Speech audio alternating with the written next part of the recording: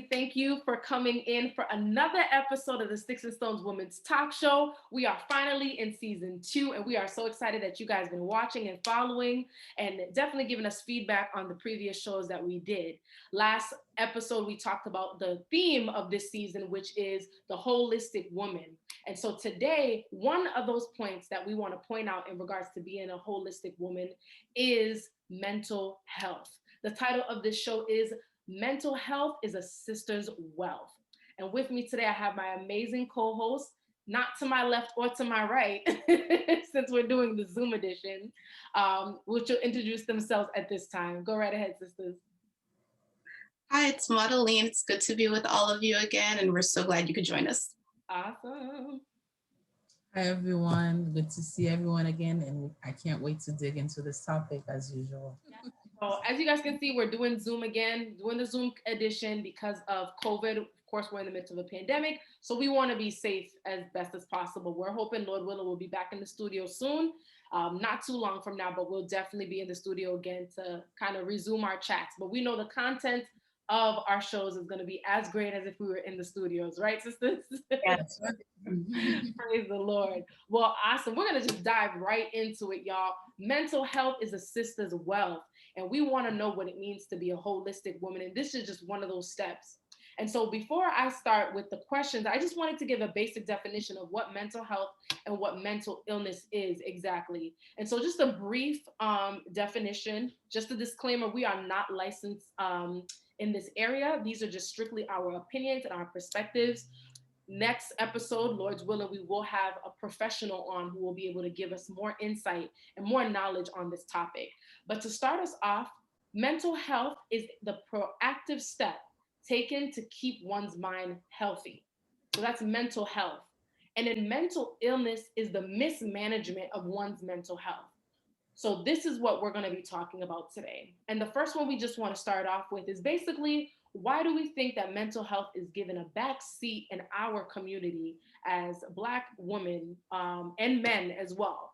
But because we're on the topic of holistic women, we're going to focus in that area. So Maudlene, why don't you just start off kind of giving us a little bit of your perspective on why you think mental health has been given a back seat in our community? Of course, I think mental health has been given a back seat because it's unfamiliar territory. It's not like the common cold where everybody knows drink your orange juice, get some rest, plenty of fluids, and you'll more or less be fine. This is really an area that people don't know about. They don't know how to address it, and so they just avoid addressing it altogether. And one of the things that I see commonly is that mental health and mental illness are often used interchangeably. People seem to think that taking care of your mental health automatically means that you have mental illness, which is just not the case. But there's so much stigma around it that they're like, oh, no, I'm not crazy. So we're just not even going to go down that route. Right. That's so true. That's some good points that you made. And I love the fact that you kind of reiterated that difference between mental illness and mental health, that they're not the same thing. So I'm glad you pointed that out. Eartha, what are some of your thoughts on this as well? And for me, even before we even look at our community, if we just look at whether it was any community, usually as human nature, that you don't address a situation until it becomes a problem, until it becomes in your doorstep. And I think a lot of people, they've never even think about what is mental health. You know what I mean? And I think that's why, especially in our community, it's not addressed. So I think the first thing is, as human nature, before we even look at our community, right, something becomes a problem, it's swept under the rug. There's no time for it. Life goes on. So that was my first thought. But once we start honing in into our community specifically, this is a major taboo, you know? I think Maudlene alluded to it when she said, you know, people seem to equate mental health with mental illness. You know, just because you're addressing your mental health doesn't mean you're mentally ill. They even use even I was doing that, using mental illness interchangeably with mental health. You know, it's like, no, we're just talking about, you know, your mental health. And I think a lot of people, it's what they've seen in the media as well. You know, usually when you think of people with mental illness, you see people in a straitjacket. You know what I mean? They associate that with mental illness. But sure, as we will discover later, with some of our professionals, I think it can come in different levels. You don't have to be in a straitjacket to Exactly. have mental illness. So those were some of the things I think right now that, and I love what Modin said. You don't have to be in a straitjacket. You don't have to be crazy. And because we see so many people nowadays are addressing it, it's going through it. It's forcing us to address it now. Right. No, for sure. And I think what you both said is a great point about how people may visualize and define mental illness because it's something. What's scary about it is that it can't be seen just physically, and so why that's scary is that if you can't point your finger at something and just say, oh, that's mental health. What you do is you only give yourself tunnel vision, and you say, if I'm not seeing these symptoms or these reactions, then it must mean that this person is not suffering from such and such sickness or illness. And in this case, we're talking about mental health. So, like you guys said, somebody can be as normal, like we're talking and having a conversation right now, but no one would ever know. And sometimes, even within ourselves, sometimes a person may not know that they're struggling with mental health, right? Or mental illness. There we go with the interchanging. Um, Exactly. And so even with that, I think why that's also scary if a person does not realize that is because a lot of times mental illness is become a mental norm. And so people, if they did have it, they wouldn't know if it's illness because this is just what they've been exposed to. This is what they've known. And so that's their normalcy. And so they think that it's natural. And so just to kind of answer the question, kind of why I think it takes a backseat in our community, I think it's because our community is too busy trying to survive. Um, Many like us, we all have immigrant parents, and so when we were being raised, a lot of them just were so focused on making a better life for us that they weren't focusing on their own personal health, mental, in reality. And so what we have to realize, in order for you to have mental illness, there needs to be a mental trauma, right? And I'm not going to stay on it too long because I know we're going to keep going more. Is basically for us in our community, like you kind of pointed out a little bit, Eartha, is ours go back to slavery. And I know a lot of times people don't want to touch on that, but I feel like that is definitely one area of mental trauma that occurred that has trickled generation to generation, and it's still affecting us till this day. So those are kind of my thoughts. I'm not sure if you guys wanted to add more on that. Right. I mean, you still hear people when they tell someone, "Oh, you still have the slave mentality." You know, Mm, what I mean? Yes, that's that trauma you're dealing with. It was never dealt with, right, so those things gets passed down. So totally agree. for sure. And then we see that just now, like we were saying, that passed down. It happens in single family homes when there's a divorce, low marriage rate. There's an imbalance because children are being raised with a one parent household. And then, of course, right now, I think a lot of people may be experiencing mental illness in our community because we've been seeing so much in regards to the news when it comes to police brutality, systematic racism, and so many different things that are still happening to this day. People are not really talking about it as much. And I think we're going from one trauma to the next, to the next, to the next, to the next. That it's like, when do you have time to really heal and seek the health that you're looking for, in order to make sure that you're not going to the extreme, like we were saying, being in a straight jacket, because that had to start somewhere, right? It didn't just go from 0 to 100. So it's a really dense topic, and I think I like what you said, Mudlin, earlier, is that people associate it with you being crazy, and there's a sense of shame and embarrassment in that.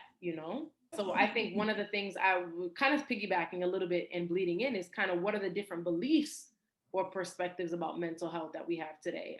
I know we touched on it a little bit. One of them being that stereotype of um, it looking like something physical. But what are some of your points, Arthur, that you said about that? Um, there's one point that I think when we spoke, Maudlin alluded to, but I'm gonna let her go in more into that. But Mm-hmm. just when she makes it, I'll piggyback off of it, just not to get confused. But I think second thing I thought was that Sometimes people just say, without even, especially in our community, assessing it, the minute somebody does something, instead of addressing it, they say, oh, that's just bad behavior, or the person Mhm. got a bad attitude, without really understanding that person could be dealing with a lot of things that you don't even know what they're going through that's causing them trauma, but you're just categorizing it as, or they have a bad attitude, or it's bad behavior, Mhm. right? I think that's a huge one, right? In our community, people don't even see it as a medical condition. You Wow. tying it to that whole bad behavior thing. Some people, we said straitjacket. Some people, depending how high you go up on that level, some people even need medication, you know, Mhm. just to get tranquilized to deal with some of the emotional things they are dealing with. That's how far it goes. And Yeah. community to think that, and that's what people think, oh, you're crazy, you're on medication. When it's a serious medical condition, the person says if in a prison they can't take themselves out, they're Mhm. crying out for help, but they're being told they're crazy and they're being told they don't have a medical condition. You know? Right, right, right. And I do believe that there are different levels in mental illness. You can be someone in a straitjacket, or you can be someone that you're going through depression. That Mm. is part of a depression is a mental illness. You know what I mean? So I mean, I can go on forever about different perspective of it, but there was one point specifically I thought I'll let Maudlin make her point, and I wanted to piggyback off of that, what she, because it was her point. Yeah, go ahead, Modi, for sure. I want to hear this for sure. Thanks, Bertha. I'm from the Caribbean, and growing up in a Haitian household, I hear about superstition a lot. And because of superstition, a lot of people think that mental illness is a spiritual thing only, Mm. and they don't understand that that's not the whole picture. Um, Another thing that I've seen with other people who are not necessarily from the Caribbean is that they think if you're struggling with mental illness, that it's just a phase that will automatically take care of itself. I attended a mental health seminar with Rohan Kalacharan, and he was saying how when his parents got a divorce, he kind of fell into a slump. Like that was his trigger. And Mm. everyone thought, oh, it's because your parents got a divorce, you'll get over it. Right. But then years went by and he never got better. He continued down that path of self destruction Wow. until he found himself suicidal. And Wow. he needed professional intervention in order to come out of that. And Mm. so those are the two of the misconceptions that I see a lot. Um, and then one other thing I'll add to this is if a Black person happens to land in the courtroom, unfortunately, it's as if we're not allowed to have mental illness. You'll see that the mental illness defense argument is used more often Yeah. for people. A jury will more readily accept it Yeah. if the person on trial is white. And I think that is rather unfair, and that people need to understand you can't just look at one person and say, oh, it's definitely bad character or bad behavior. And then you look at someone else and you give them the freedom or the option to be able to express that they do struggle with mental illness. Yeah. So I hear like kind of what you're saying is there's two sides of the spectrum Mm-hmm. where it's either spiritual or they're not associating it with anything spiritual at all. Mm-hmm. And people saying like it's just a phase, Yeah. you know. And it's interesting because I know as women of faith, we understand like the scripture that talks about like our weapon is not carnal, right? Mm-hmm. It's a spiritual thing. And so I could definitely understand where we do have to acknowledge that a lot of physical things that are manifested in the physical realm is has an effect in the spiritual realm for sure, Yeah. And I think with that point that you made, because of that case, I think both sides need each other, because what happens is as people of faith, people lean so much on the spiritual aspect, and we get to the point where we have like deliverance services and people are like, we're going to pray this demon out of you, where it's not something that can happen overnight. Like I'm sorry, I'm not saying that God is not able, but one service is not gonna, it's not gonna get rid of that. And I think we need to get to a place where we need to know that you can have prayer and fasting, because like the scripture says, some things don't come out but by prayer and fasting. But then also knowing when is it that I need to go and get professional help with this, right? Because the scripture also says faith without works is dead. Mhm. So there's a balance that has to happen here. And I think it's great that you brought that out, because I think because of that, being people who have immigrant parents, like you said, coming from the islands, they will shun that, be like, oh, you got a demon on you, you need to, so on and so forth. And it's like, one, okay, if I did have a demon on me, let's figure out how it got there, right? Because a child doesn't raise itself. There always has to be something that affects that. And it starts a lot of times from the head and trickles down, Mhm. But that's a really great point. That's a really great point. Eartha, I was going to ask, based off of what you were saying earlier, um, with it being so taboo, and like you said, in order for something to be addressed, it's because it usually there's nothing there before we actually start talking about it. But I was gonna ask, I think many over the years, it was something that was always there, but we shied away from having that conversation, right? So, kind of like what do you think for you would be, I guess, one way that you would say is a good way to kind of get that conversation going if you're in a circle that doesn't talk about that? Mm. Um, Basically, also, how do you detect it? You know what I mean? Because you said some of the struggles people have been dealing with, it's not like they magically appeared. They were always there. But Exactly. somehow we saying, did they not have mental illness? You know, Right. like we do. It's so funny that came up in our conversation as well.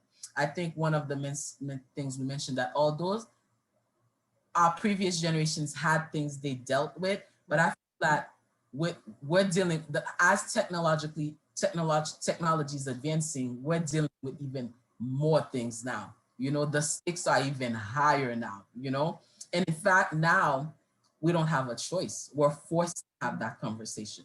Because I'll be honest with you, especially during this pandemic, one, I would say, and don't take my word on this, this is just, I would say 1 out of 3 person is dealing with mental illness. I'm so glad you brought that out.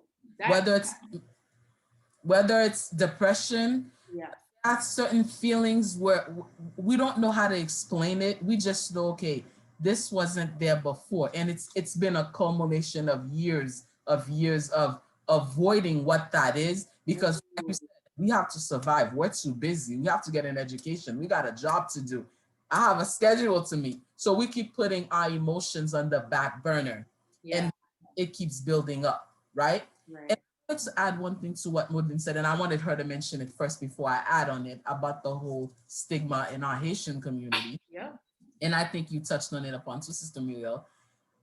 In my personal opinion, you said something about, we can have the two. We can go to a deliverance service, but, it's okay to go to a therapist, and I think we mentioned as well, when you're sick, you go to the doctors, Mm-hmm.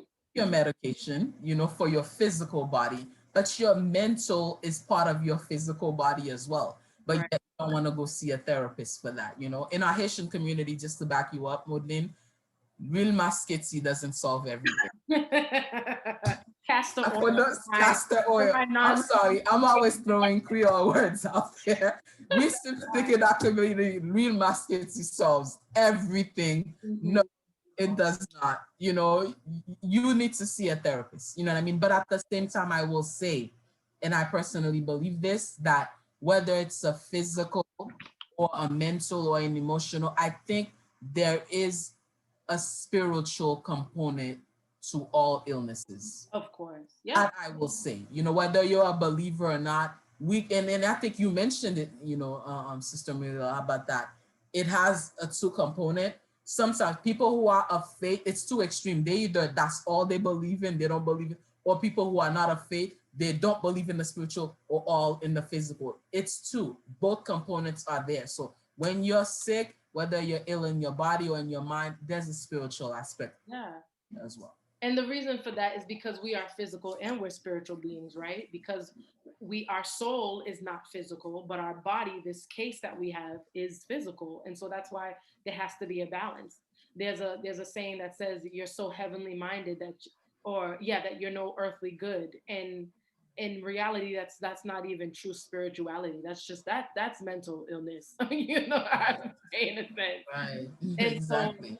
like what you said, Maudlin, about it not being in our community much. I think and it's hard because this is a conversation that I had with my husband, is our parents and the generations before us know what hard work is, what it just means to just bite the bullet and do what it is that you got to do, no matter what it takes. And so I think over the years, generations begin to lose what it means to be a hard worker, to be, a strong man, a strong woman, somebody who's supporting their family, and so on and so forth. And so I think little by little, we get weaker and weaker, and then we're more and more emotional. And so I feel like that's part of the reason why our parents' generation and further may not have realized it was any type of, they needed to be mentally healthy, because they were just so focused on, this is just what I got to do. Like, this is just part of life. This is what it means to be an adult.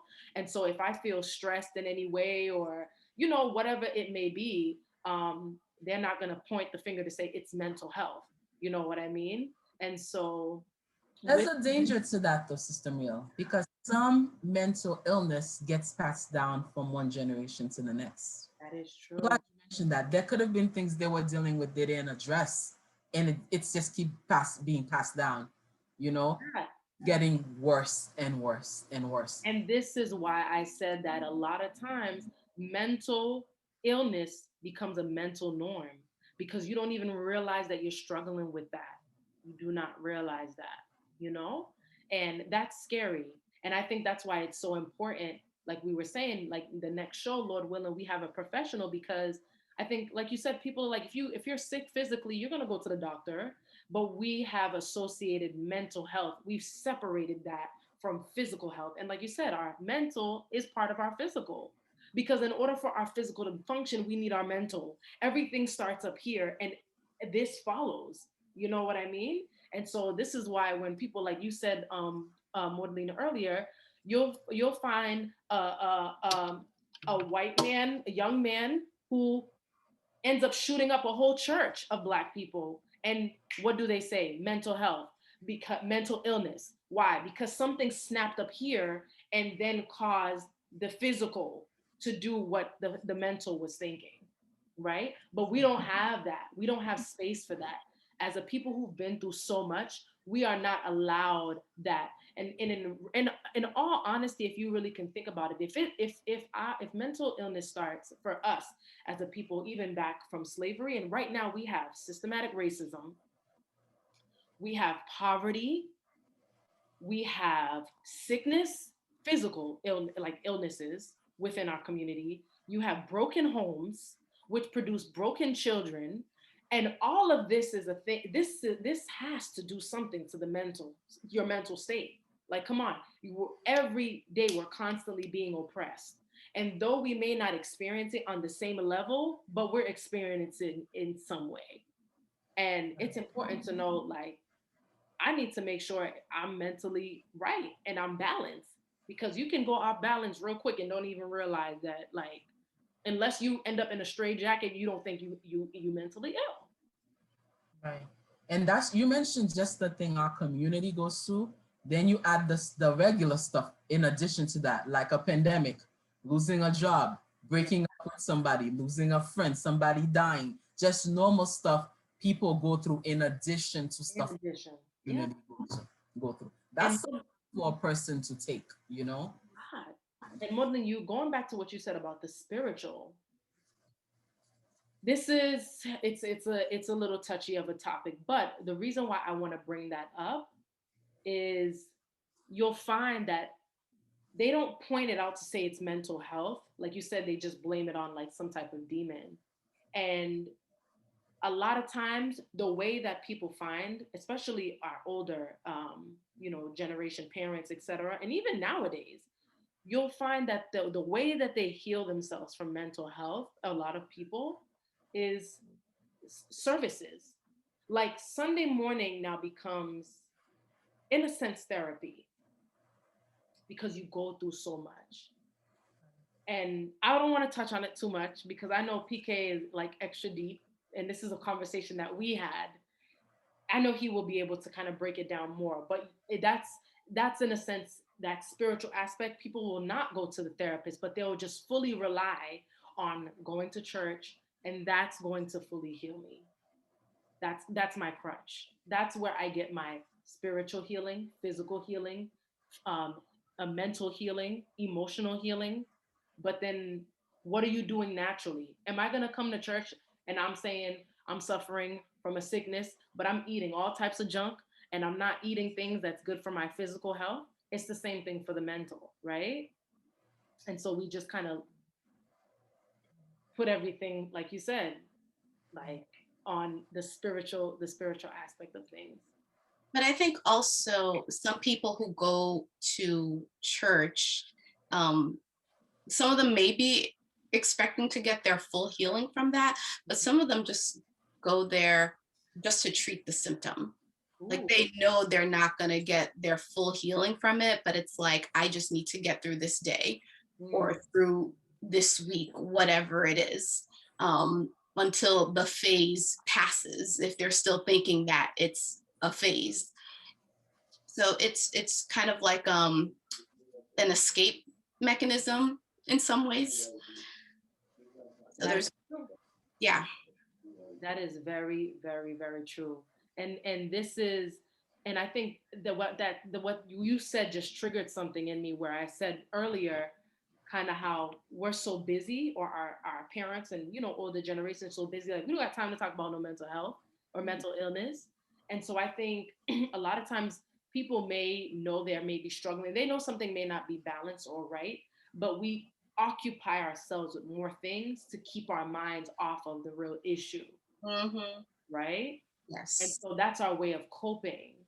Um, and to make it seem like, oh, it's all good as long as I think sometimes we feel like if I can avoid something and I'm not thinking about something and it's not consuming me, then it's not an issue.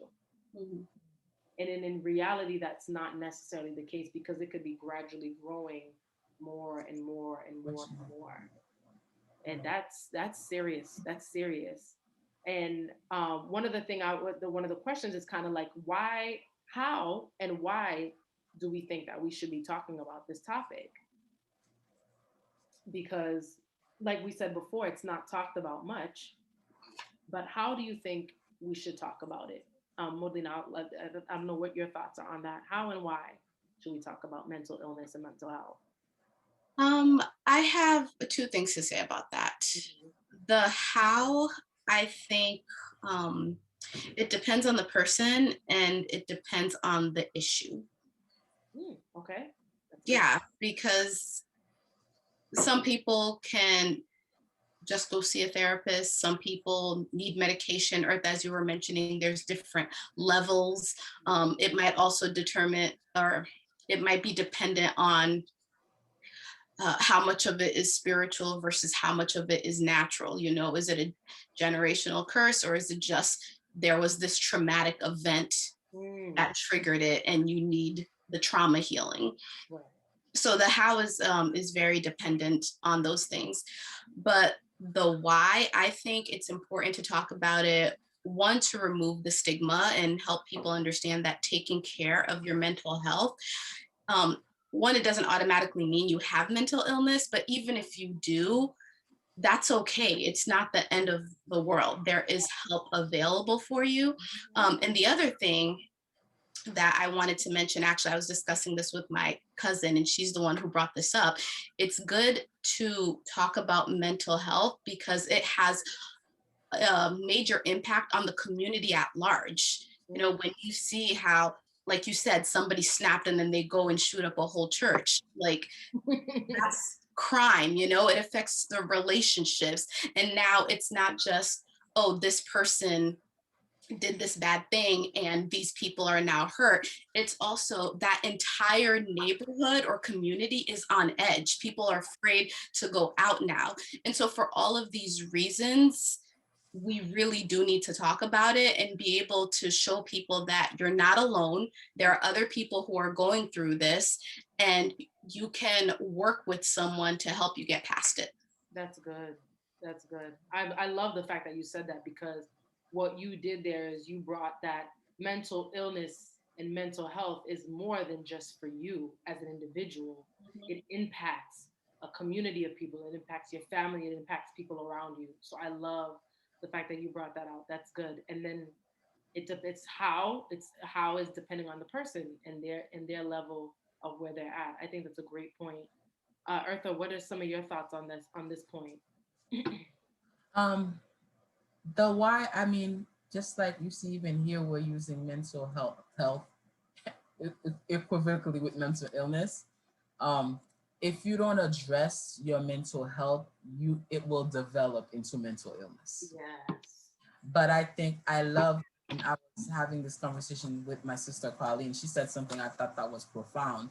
You know, Mhm. I like the fact that Modin touched upon the fact that, yeah, our community needs it. I think if we go even broader than that, our country, our world, our society as it exists, if you don't address this issue, your crime rate is gonna go up. It grow up. People can't talk to each other. You dismantle all systems you've put in place Yeah. because people are dealing, which we see some of it now, really. You know Yeah. what I mean? Because people are not dealing. So your whole world depends on everybody's mental health, you know? Exactly. So that's the why we need to address it. Like you said, I like what you said, it's not just for us, it's for everybody That's because we're interrelational beings. How is a little harder, you know, because it has been swept under the rug for a while. Mhm. But what Modin said, I believe it is person specific. With what she said, I think each person have to be able to identify what their breaking points are. You know what I mean? Yeah. Because sometimes it's those breaking points that bring you to take it from it being in your mind to you acting on it. You know what I Right. mean? Right. Right. Your breaking point so that you address that. I based on what is your breaking point and what it is, like Modin said, that you're addressing with, because you can't just go to just a therapist. Even within the world of therapy, they have subsections of them dealing with different, because even in medicine, you Oh, have for real. type of doctors. Same thing in the line of therapy. They have specific type of therapists dealing with different types of trauma. But Right. if you identify, basically you're diagnosing what is going on for you to choose the right line of therapy. Because not every therapist will work for you. You Yeah. can't go to one therapist and it didn't work and you say, nope, therapy doesn't work. Yeah. No, it didn't work for you because you didn't choose the right one for your situation. That's And good. it's important for us to understand that. Um, I think with me, like I said before, all forms, because all in my mind, all illnesses are dealt with, some are tied to some spiritual. I think automatically cover yourself in prayer, Mhm. because yes, you're gonna seek the therapy. I go to the doctor, I do my part, I try to take care of my body, but I make sure I cover myself in prayer. I cover myself and say the blood of Jesus. Yes, because God, you're the one that give those doctors their knowledge. You know what I mean? Sometimes they don't know what's happening. You can reveal something through them and use them to tell me, hey, this is what she's dealing with. You know what I mean? So I do believe in, just to be safe, do what you're supposed to do, but cover yourself in prayer. Right. And keep your emotions in check. Check your emotions. Whatever it is that you're dealing with, tap in and be like, okay, why am I feeling this way? Right. Right. If you keep track of your emotions, that will tell you what your stability and what's going on with your mental health. I think if we can do these things, it will put us on a better path at least addressing the mental health in our community. Yeah, for sure. And I think like even what you said, keeping track of our emotions and that balance of having the right people around you, because sometimes your behavior patterns may change and people around you that love you and care for you may see that you've been, things are a little bit different. You're not like you used to be.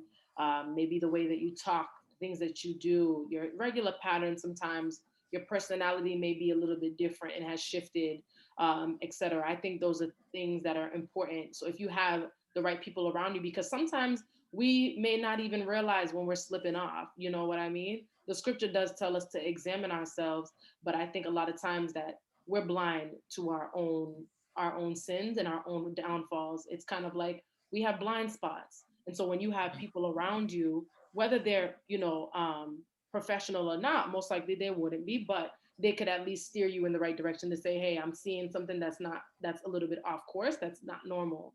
Um, and so, with that, kind of some of my points too, I was basically saying like being educated, when we, talking about it in a positive way, because like I think all of us was basically pointing out how it's mental illness or mental health is seen, it has a negative connotation to it. And so I think the more we talk about this, and in a sense, kind of like what we did, like it's not horrible, like mental, you need to constantly be on top of your mental health so that it doesn't lead to you having mental illnesses. Um, talking about it in a positive light is important, but even more than that, the only way we can talk about it more in a positive light is if we're educating ourselves in getting the knowledge that we need so that we can, like you guys were saying, identify mental illness, that because sometimes it's not obvious, you know? And so I Nah, think it's important. oh, go ahead, go ahead. Hmm. No, I was gonna say one other thing though, and you mentioned it.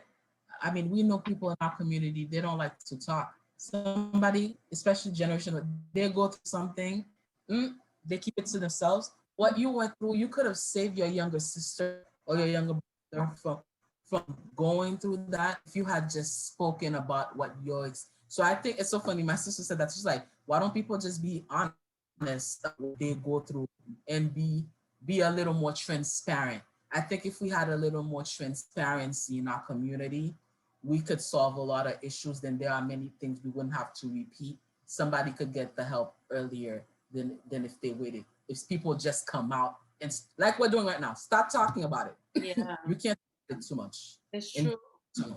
you know. And it's important because I love the point that she made about that transparency and having to able to have those conversations.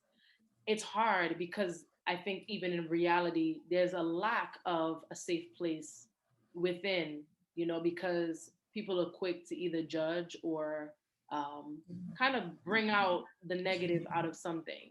And so I think because trust has been broken in so many different areas, and so that's why people feel like they have to keep it within.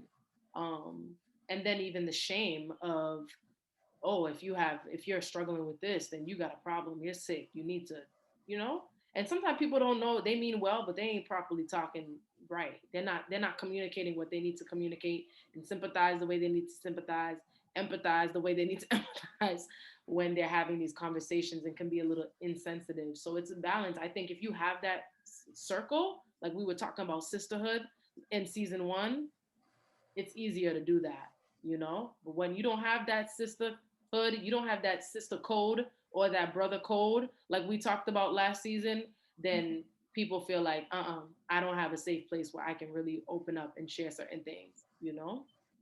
But I think these were amazing points. I'm really looking forward to the conversation that we're having with our next episode. Guys, we're looking forward to it. We do have a professional who is in the field of mental health and mental illness, dealing with trauma, etc. And we're going to be so excited to really have them on the show and basically give some pointers and some professional tips, so that if any of you are probably struggling with something, or maybe not even sure if you're battling or struggling with mental illness, and to make sure that you're doing proper things to stay in your mental health, they'll be able to give us some pointers and give us some resources on some directions that we can take, because they can't diagnose all our viewers by a few statements or words, but they can definitely provide resources that will lead us into the right direction, so that we can get the help needed. And their information will also be provided just in case people have more questions or concerns that they want to ask outside of the show.